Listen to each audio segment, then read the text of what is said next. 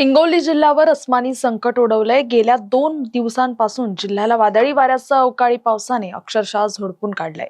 काही भागात तर गारपीट झाल्याने उभ्या पिकांची धूळधाण उडाली असून हतबल झालेला शेतकरी आता पुन्हा एकदा संकटाच्या गर्तेत सापडलाय।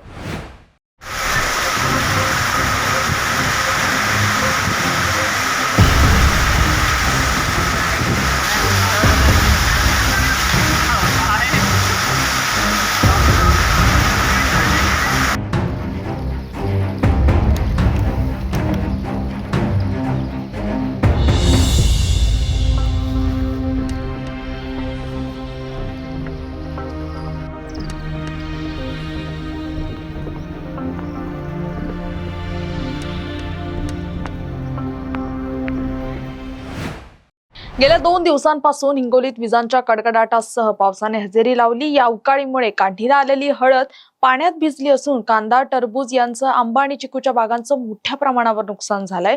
हातातोंडाशी आलेला घास निसर्गाने हिरावून घेतल्याने बळीराजा हतबल झाला असून आता प्रशासनानं तातडीने पंचनामे करण्याची मागणी होतीये।